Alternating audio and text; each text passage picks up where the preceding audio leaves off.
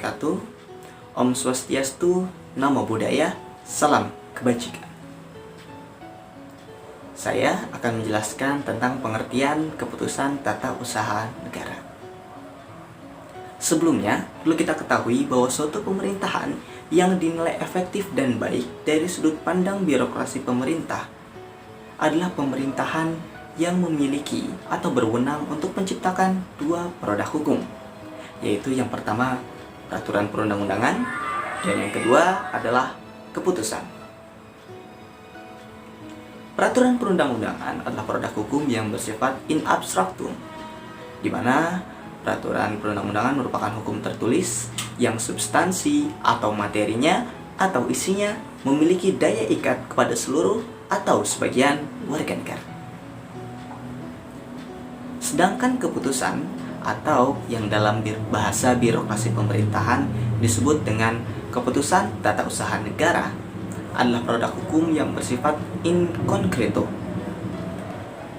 yang merujuk kepada pasal 1 ayat 3 Undang-Undang Nomor 5 Tahun 1986 Junto Undang-Undang Nomor 9 Tahun 2004 dikatakan bahwa keputusan tata usaha negara adalah suatu penetapan tertulis yang dikeluarkan oleh badan atau pejabat tata usaha negara berdasarkan peraturan perundang-undangan yang berlaku, yang bersifat konkret, individual, dan final, yang menimbulkan akibat hukum bagi seseorang atau badan hukum perdata.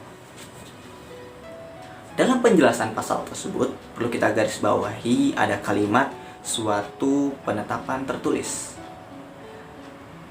Artinya, keputusan tata usaha negara memang diharuskan berbentuk tertulis.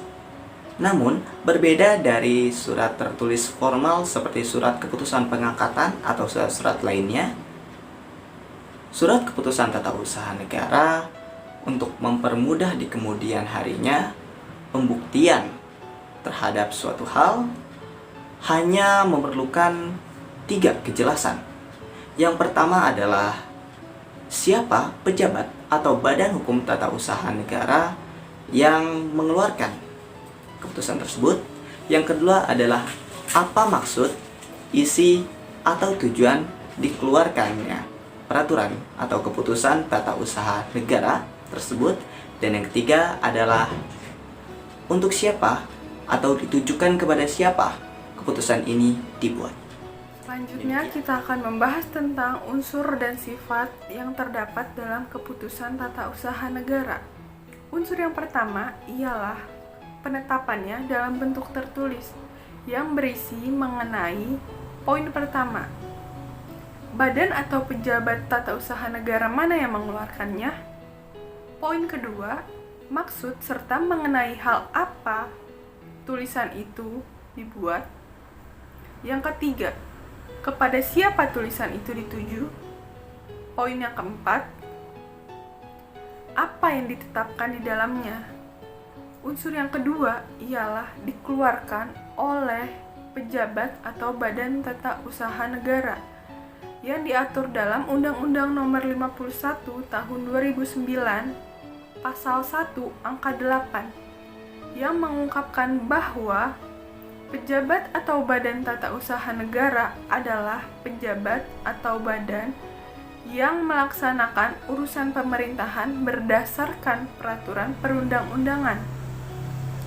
Unsur yang ketiga ialah berisi tindakan hukum tata usaha negara yang diatur dalam Undang-Undang Nomor 51 Tahun 2009 Pasal 1 Angka 7 yang mengungkapkan bahwa tata usaha negara adalah administrasi negara yang melaksanakan fungsi untuk menyelenggarakan urusan pemerintahan baik di pusat maupun daerah. Unsur yang keempat ialah berdasarkan peraturan perundang-undangan yang berlaku yang diatur oleh Undang-Undang Nomor 12 Tahun 2011. Unsur yang kelima ialah bersifat konkret, individual, serta final. Yang dimaksud konkret ialah Objek yang diputuskan dalam keputusan tata usaha negara itu tidak abstrak, melainkan berwujud tertentu atau dapat ditentukan. Yang bersifat individual maksudnya keputusan tata usaha negara tersebut tidak ditunjuk untuk umum, melainkan tertentu, baik alamat maupun hal yang dituju. Kalau yang dituju lebih dari seorang, maka tiap-tiap nama yang dituju keputusan itu harus disebutkan juga tiap-tiap namanya. Yang bersifat final ialah keputusan tata usaha negara sudah definitif dan dapat mengakibatkan akibat hukum.